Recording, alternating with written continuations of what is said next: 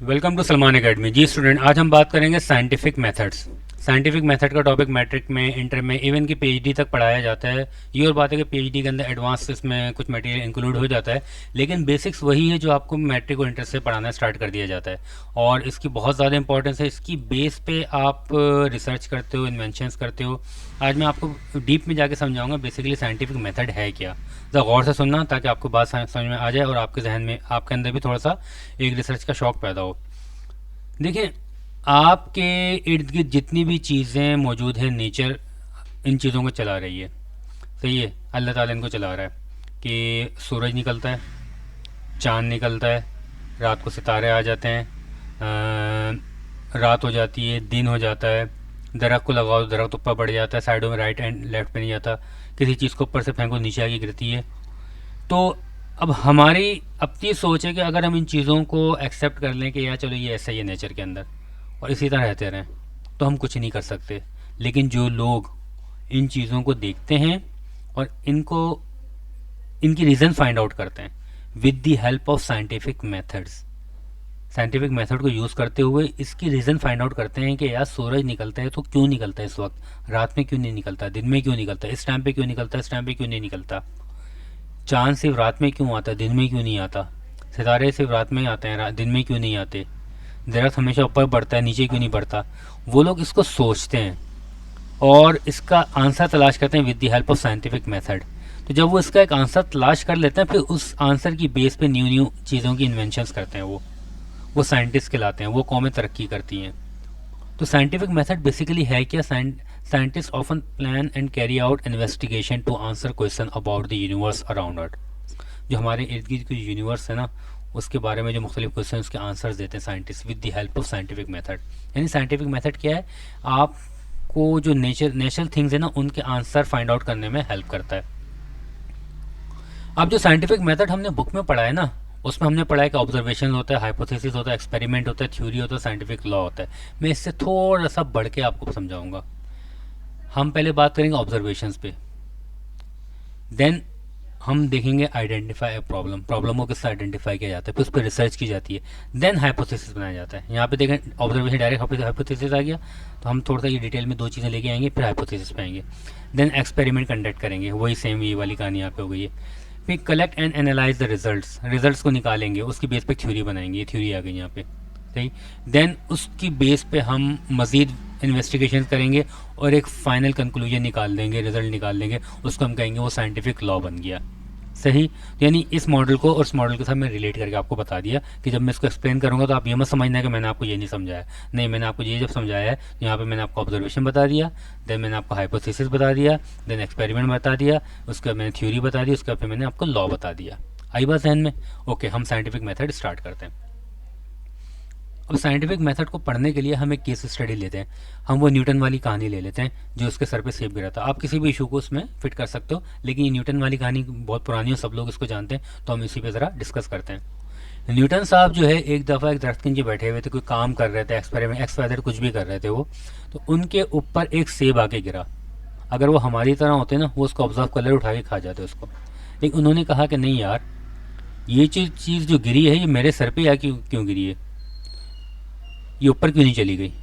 अच्छा, पहले कभी उनके सामने सेब नहीं गिरा होगा? पहले भी गिरा होगा, लेकिन इंसान का दिमाग हर वक्त हर चीज़ पे नहीं जाता। अभी भी हमारे इर्द गिर्द नेचुरल चीज़ें इतनी होंगी कि हम उसको समझ नहीं पा रहे होंगे कि हमारे इर्द गिर्द हैपनिंग वो चीज़ चल रही है। लेकिन आने वाले वक्त में जब कोई साइंटिस्ट आएंगे, रिसर्च करेंगे, तो वो हमारे इर्द गिर्द से जो बिल्कुल कॉमन चीज़ें, उसी में से कोई ना कोई नई चीज़ निकाल के दिखाएंगे वो हमें।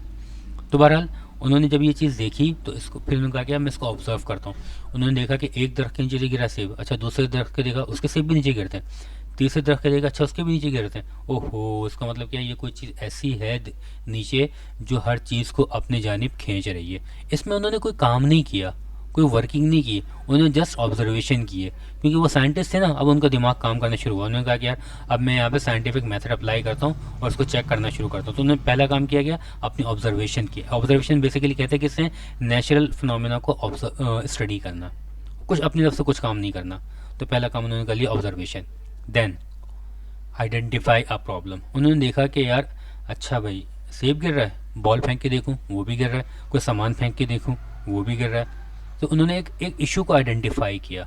अब ये इशू जो है, हम प्रॉब्लम का लफ्ज़ इस्तेमाल कर रहे हैं, तो प्रॉब्लम का लफ्ज़ हमेशा ये नहीं है कोई मसला हो, नहीं, कोई इशू, किसी भी चीज़ को आप हाईलाइट को उसका प्रॉब्लम का नाम भी दे सकते हो। तो उन्होंने आइडेंटिफाई अ इशू कर लो, आइडेंटिफाई एन इशू कर लो, आइडेंटिफाई प्रॉब्लम कर लो, आइडेंटिफाई अफेक्ट कर लो, कुछ भी इसको अपने जहन में कर लो उसको, सही है।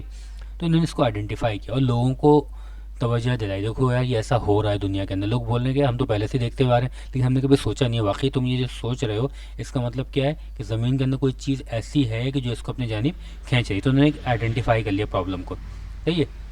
अब जब आइडेंटिफाई कर लिया तो अब इस पर रिसर्च की उन्होंने, थर्ड स्टेप आ गया। अब रिसर्च क्या की? रिसर्च ये की कि यार मुझसे पहले किसी ने इसको ऐसा सोचा है, मुझसे पहले इसके बारे में किसी ने कोई वर्किंग की है, कोई काम किया है, क्यों? ताकि मैं उसकी स्टडी को पढूं और आगे उससे आगे वर्किंग स्टार्ट करूं। अगर मैं पहले से ही किसी ने काम किया हुआ हो और वो वेरीफाइड काम हो, तो मैं उस पर अपना टाइम क्यों ज़ाया करूं, मैं आगे ना बढ़ जाऊं। तो बेहतर है कि मैं पहले उसको देखूं, उसके बारे में रिसर्च करूं, उसका बैक एंड देखूं। मैं उन्होंने पूरा रिसर्च की, देखा भाई हाँ भाई पहले किसने नहीं किया, फिर उन्होंने पूरा उसके बारे में इंफॉर्मेशन ली, जो भी अवेलेबल डेटा था वो सारा लिया। सब ये कहलाती है रिसर्च, डेटा कलेक्ट करना उसके बारे में। पुराना डेटा कलेक्ट किया उन्होंने, उस डेटा की बेस पे उन्होंने एक गैस लगाया। वो गैस क्या लगाया कि भाई हर चीज़ ऊपर से नीचे की जानिब आके गिरती है। इस गैस को हम कहेंगे एजुकेटेड गैस। एक गैस होता है जो हम नॉर्मल लाइफ में लगाते हैं कि यार वो कल आएगा कि नहीं आएगा, अच्छा आ जाएगा, नहीं आएगा। अपने दोस्त के बारे में गैस लगाते हैं, यार मैंने उसके काम बोला करेगा या नहीं करेगा। एक तुक्का लगाते हैं कि हो सकता है कर ले, हो सकता है ना करे। इसे हम जस्ट सिंपल गैस होता है। एक एजुकेटेड गैस क्या होता है? एजुकेटेड गैस वो होता है जिसकी बेस पे कोई ऑब्जर्वेशन हो, जिसकी बेस पे कोई ना कोई डेटा हो। तो उस डेटा को सामने रखते हुए आप जो गैस लगाते हो, एजुकेटेड गैस लगाते हो। मिसाल के तौर पे आपका दोस्त जो है रोज़ाना स्कूल से लेट आता है। तो एक दिन क्या हुआ, आप उससे घर पे बैठे हुए थे, उसका इंतजार कर रहे थे, आपने गैस लगा दिया आज तो ये लाजमी लेट आएगा। क्यों आएगा भाई? उसका मैंने पूछा, क्योंकि वो डेली बेसिस पे लेट आते हैं तो आज भी आएगा, क्योंकि आपके पास एक पुराना डेटा है, सही है। लेकिन अब आप किसी एक शख्स से मिलने के लिए जाते हो, वहाँ पे बैठे हो, अब आपको पता नहीं वो अभी आएगा कि नहीं आएगा। आप तो कल आते हो कि हो सकता है भी आ जाए, हो सकता है भी थोड़ी देर बाद आ जाए। तो ये एजुकेटेड गैस नहीं है, सही है। तो एजुकेटेड गैस का दूसरा नाम है हाइपोथेसिस। आपने एक एजुकेटेड गैस लगाया कि हर चीज़ ऊपर से नीचे आके गिरती है। आई बात जहन में? अच्छा, मॉडलिंग क्या होती है? मॉडलिंग उसमें हमारे पूरे चार्ट में नहीं थी, लेकिन मॉडलिंग मैं आपको बताता हूँ। मॉडलिंग जो होती है, जो आजकल मॉडल्स करती हैं, वो क्या करती हैं? पर्स को नुमाइश करती हैं, पर्स दिखाती हैं, देखो कितना अच्छा पर्स है। ड्रेस दिखाती हैं, कितना अच्छा ड्रेस, जूते दिखाती हैं, कितना अच्छा ड्रेस है। लेकिन उनकी मॉडलिंग में एक कमी होती है। वो क्या होती है? उनकी मॉडलिंग जो होती है उस चीज़ की अच्छाइयाँ दिखाती है, बुराइयाँ नहीं दिखाती। लेकिन जो साइंटिफिक मॉडलिंग होती है वो ये होती है कि उसके बारे में हर चीज़ अच्छाई बुराई सब कुछ दिखाती है। अब न्यूटन के केस में मॉडलिंग कहाँ से आ गई है? अब देखो ना, न्यूटन के सर पे सेब आया गिरा था, वो दरख्त के नीचे आके बैठा था। अब वो अपनी ऑब्जर्वेशन को, अपने इस एजुकेटेड गैस को दूसरों को जब बताएगा कि हर किसी को ले आके दरख्त के नीचे बैठाएगा, नहीं, वो बोलेगा कि यार सबको कौन जाएगा मेरे साथ दरख्त के नीचे बैठने के लिए, और उसका सेब गिरे ना गिरे क्या मामला। तो एक काम करते हैं, हम जो है एक आर्टिफिशियल दरख्त छोटा सा बनाते हैं, उसको एक छोटी बॉल लगा देते हैं, उसको सपोज करते हैं ये सेब है। अब देखो मैं इसको गिरा रहा हूँ तो नीचे जाए गिर रही है बॉल, मैं सबको दिखाऊंगा देखो सपोज को लिए सेब ही गिर रहा है। इन्होंने एक मॉडल बना दिया। अब मॉडल्स को लोग देखेंगे तो उनकी बात समझ में आएगी, अच्छा तो ये ऑब्जर्वेशन थी न्यूटन। यानी मॉडलिंग आपको हेल्प करती है उस नेचुरल फिनोमिना को विजुअलाइज करने में, उसको समझने में। ये चीज़ें मैंने यहाँ पे लिख दी है, इसको एक दफ़ा पढ़ भी लेना। पे करने के बाद फिर उन्होंने एक्सपेरिमेंट किया। अब क्या एक्सपेरिमेंट किया? उन्होंने कहा कि इस मॉडल्स के अंदर जो है ना, हम एक काम करते हैं, दरख्त की थोड़ी सी हाइट बढ़ा देते हैं, फिर देखते हैं चीज़ गिरती है नहीं गिरती। अच्छा एक काम करते हैं, गेंद जो हमने जिसको हमने सेफ समझा उसको थोड़ा भारी कर देते हैं, अब गिरती नहीं गिरती। अच्छा एक काम करते हैं, गेंद को थोड़ा हल्का कर देते हैं, गिरती है या नहीं गिरती। अच्छा हम एक काम करते हैं, गेंद का कलर चेंज करते हैं, गिरती है या नहीं गिरती। यानी हम मुख्तलिफ वेरिएबल्स को हमने चेंज किया और उसकी बेस पे एक्सपेरिमेंट किए और फिर देखा क्या रिजल्ट रहा।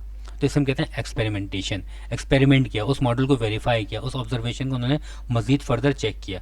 अब जब आपने चेक किया तो ज़रूर यकीन आपको डेटा मिला होगा। मिसाल के तौर पर जब आपने दरख्त की हाइट बढ़ाई थी और ऊपर से कुछ चीज़ फेंकी थी तो नीचे बड़ी तेज़ी से आके हिट करी थी, और अगर आप बॉल को जो है थोड़ा सा हैवी कर दोगे, नीचे जब टकराएगी बहुत तेज़ आवाज़ देगी। अब बॉल को ज़रा लाइट कर दोगे, हल्का कर दोगे, फिर ऊपर से नीचे फेंकोगे तो हल्की सी आवाज़ आएगी। यानी आपने जो वेरिएबल्स चेंजेस की थी, एक्सपेरिमेंट किए, तो उनका वेरिएबल डेटा आपको मिल गया।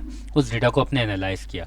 एनालाइज क्या किया कि यार जब कोई चीज़ ऊपर से नीचे गिरती है ना, अगर हल्की होगी तो आहिस्ता से आगे टकराएगी, अगर भारी होगी तेज़ी से आगे हिट करेगी। अगर हम दरख्त की हाइट बढ़ा देंगे चीज़ उतनी ज़्यादा तेज़ी से आगे हिट करेगी, अगर हम दरख्त की हाइट कम रखेंगे तो चीज़ कम हल्की आगे हिट करेगी। यानी अब डेटा को आप एनालाइज कर लो, इसकी बेसिस पर आप रिजल्ट निकाल लो। इसे हम कहते हैं एनालिसिस ऑफ डेटा। अभी डेटा निकल गया, अब आपने इसकी बेस पे थ्योरी बना दी। अब थ्योरी क्या बनाई, कंक्लूजन निकाला, उसको हम कहेंगे थ्योरी कहेंगे। कंक्लूजन क्या निकाला कि भाई हर चीज़ दुनिया के अंदर ऊपर से नीचे की जानिब गिरती है, अगर भारी होगी तो तेज़ी से आगे गिरेगी, हल्की होगी तो आहिस्ता से आगे गिरेगी। तो इसका मतलब ये कि ज़मीन के अंदर कोई फोर्स है जो इसको खींच रही है, अट्रैक्ट कर रही है। सही है, तो इसे हम कहेंगे कंक्लूजन या थ्योरी। जब ये थ्योरी बना दी, अब आपने, इसका मतलब है आपने वर्किंग कर लिया, आपने ऑब्जर्वेशन कर लिया, आपने आइडेंटिफाई प्रॉब्लम कर लिया, आपने एजुकेटेड गेस लगा दिया, आपने एक्सपेरिमेंट कर लिए, आपने एक्सपेरिमेंट करने के बाद डेटा ले लिया, एनालाइज कर लिया, थ्योरी बना दी। अब ये लॉ नहीं बना, अभी सबने इसको एक्सेप्ट नहीं किया। अब आप क्या करोगे, अब एक साइंटिफिक कॉन्फ्रेंस होती है, पूरी दुनिया के अंदर कॉन्फ्रेंसेज होती हैं जहाँ पे साइंटिस्ट आते हैं, अपने रिसर्च पेपर शो करते हैं जो अभी तक जो आपने काम किया नहीं, आपका रिसर्च पेपर है, सारी रिसर्च है आपकी, आपने सब कुछ शो किया, सबको कम्युनिकेट किया, हाँ भाई देखो मैंने ये काम किया है, मेरी ये ऑब्जर्वेशंस थी, मैंने ये एक्सपेरिमेंट की, ये किया, ये किया, ये किया। अब आपने सबको दे दिया पेयर रिव्यू, सब लोग देखो। अब लोग गए, उन्होंने बोला अच्छा इसने ये काम किया, चेक तो करें इसने सही काम किया या नहीं किया। उन्होंने कहा कि हाँ यार ऑब्जर्वेशन इसकी सही थी, हाँ यार अच्छा इसने जो एक्सपेरिमेंट किए थे उसने तमाम पॉसिबल एक्सपेरिमेंट कर लिए, ये सही थे, लेकिन ये चीज़ इसकी गलत हो गई है। तो जब कोई चीज़ गलत निकलेगी ना, तो उस बंदे की सारी वर्किंग गई तेल लेने। उसने बोला कि नहीं, सब बोलेंगे नहीं या तुम्हारा काम गलत है या फला चीज़ तुम्हारी गलत है, दोबारा चेक करके लेकर आओ। लेकिन अगर उसकी बात सही हुई, सबने वेरीफाई किया, सब कुछ हुआ और किसी को कोई ऑब्जेक्शन नहीं मिला, तो ये बन जाएगा साइंटिफिक लॉ और पूरी दुनिया को इसको एक्सेप्ट करना लाजमी है। आई होप कि आपके बारे आपको ये चीज़ समझ में आ गई होगी, बेसिक साइंटिफिक मेथड है क्या और ये काम किस तरीके से करता है। तो प्लीज़ इन चीज़ों पर सोचो, समझो और इन चीज़ों पर अपने अंदर इंटरेस्ट पैदा करो। शुक्रिया।